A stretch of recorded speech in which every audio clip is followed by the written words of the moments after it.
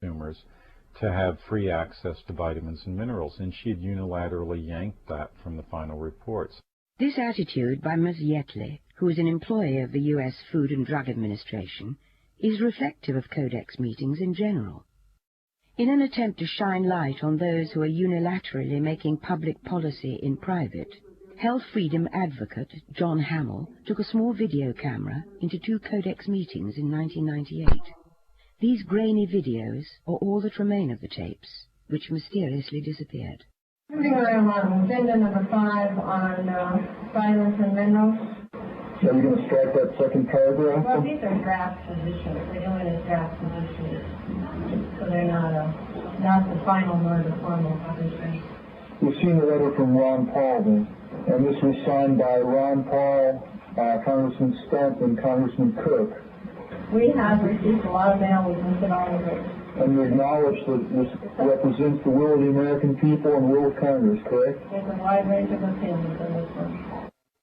Despite multiple written requests and the intervention of a U.S. congressman, the FDA refused to answer any questions about Codex, dietary supplements, or even labeling for this documentary.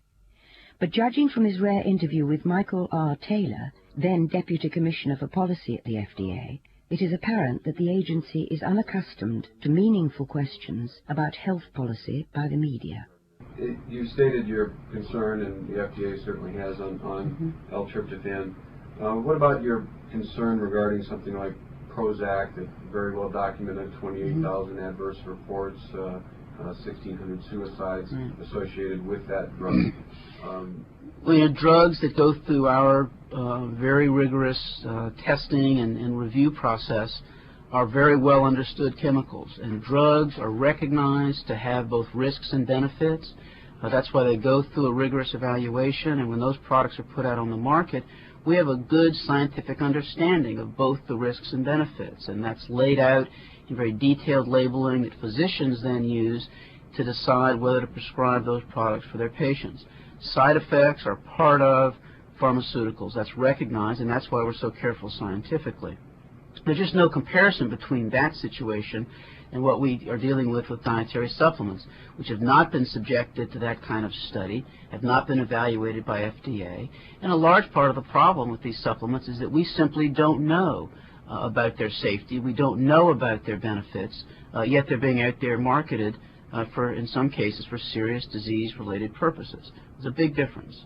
Well, obviously, they would say something along the lines of that it was the only natural alternative to some of these kinds of drugs, and that's a concern to people that want natural alternatives, I suppose. And since the cases against Prozac have been so high, people would question whether or not the health risks of L-Tryptophan, again, versus Prozac and that kind of usage is judged under the same standards, if you will. Well, what's on the list of things we were going to get into today? Well, he mentioned L-Tryptophan, and it just...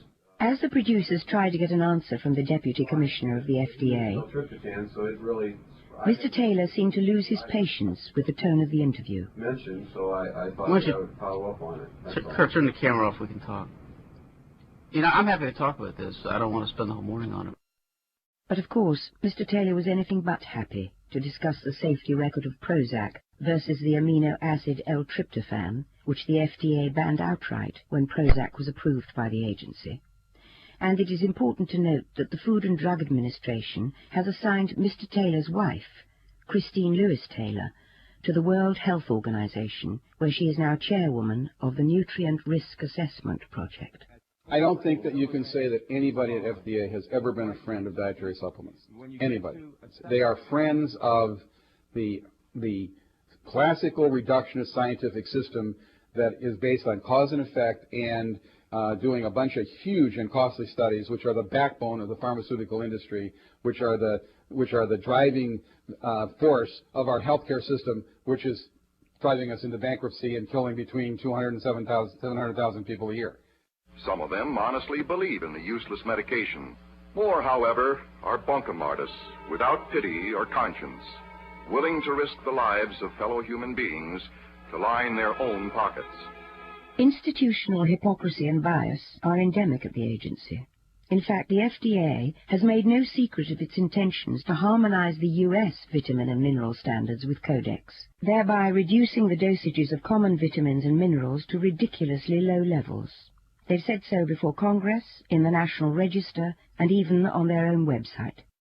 That system is not a good system, and the dietary supplement guideline, the vitamin mineral guideline, mimics the ideas of that system and tries to push them onto the international stage for vitamins and minerals. Bad thinking all the way around. We are at a stage in society when a large number of people, consumers and patients, are waking up to the fact that the healthcare system that they've placed their trust in now for decades is not delivering the healthcare that they need. They're beginning to appreciate that very often if they have major diseases like cancer or heart disease, that the so-called solution to these diseases is in fact killing them. Today, all new drugs must be proved safe and effective before they can be marketed. In other words, the medicine must be safe and must do what's claimed for it. This is why we see this incredible growth in consumer demand for natural products. And of course, just as the consumer is starting to make decisions about what they want to do in healthcare, the regulators have decided, with a lot of pressure from big industry sectors, to say, you can't have it. It's reserved for us. When the WTO, the World Trade Organization, became a reality in the 1990s, the power of Codex was heightened immeasurably. This new worldwide body, devoted solely to the harmonization of trade standards, gave Codex the enforcement capability that had eluded it for decades. 2 U.S. congressmen, a Democrat and a Republican, have a philosophical divide on free trade, but agree completely on the dangers of the WTO and Codex. The WTO is said to be set up for free trade. And I happen to like free trade. I like low tariffs, and I like goods and services flowing across borders. I studied economics in college. I'm a skeptic of the whole theory of free trade, and it really crystallized around the NAFTA and the WTO agreements.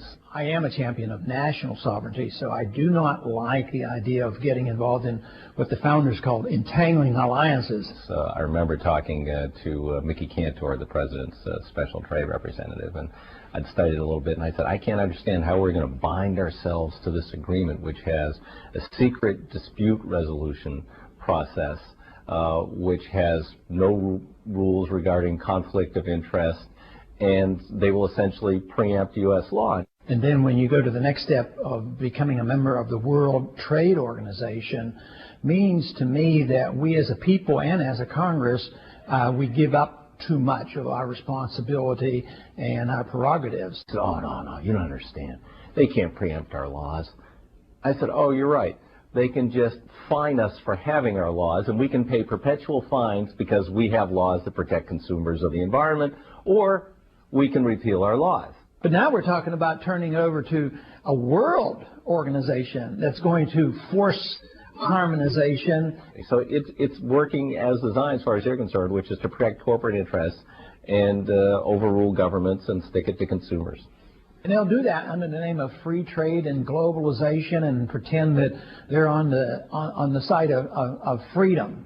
But actually they're not. They're on the side of regulations and special interests and protection of certain big corporations.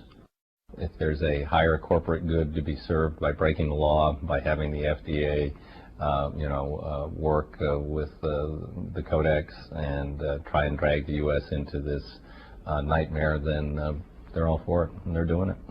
So we do what the WTO tells us, and that's why I'm very leery of the WTO, and I'd just soon we get out of the WTO. This would be like the ultimate reaching of government into our personal health lives, which would be unbelievable, and not even our government, some bureaucratic, diffuse, multinational, secretive government. It's the power that's in the WTO that we have to deal with ultimately, and I don't like the trend. On Capitol Hill, legislators are now debating the merits of yet another trade agreement called CAFTA, the Central American Free